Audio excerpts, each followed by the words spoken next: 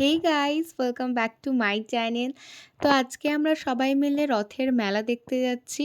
রথের মেলা মানেই বৃষ্টি হবেই। একটু আগে প্রচণ্ড বৃষ্টি হয়েছে, আর বৃষ্টি কমার পরেই এখন আমরা বেরিয়ে পড়েছি রথের মেলা দেখতে যাব বলে। এইবার যাচ্ছি মাঠের দিকে, টোটো ধরতে হবে। আর বৃষ্টির দিন বলে একটাও টোটো যাচ্ছিল না। তো শেষমেশে একজনকে বলে সে আবার নিয়ে গেল।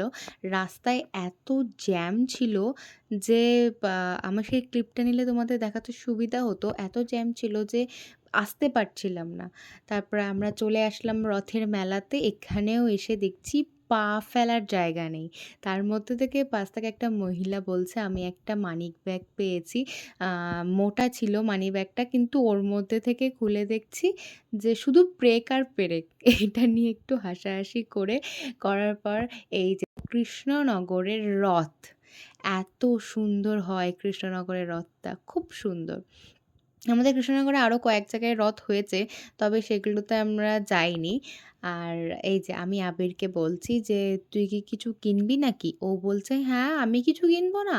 ও বলছে। তারপরে এখানে দেখো মাটির পুতুল, আইসক্রিম, বাদাম, পাঁপড় ভাজা, জিলাপি। রথের মেলা মানেই আমরা জিলাপি আর পাঁপড় ভাজা খাবোই।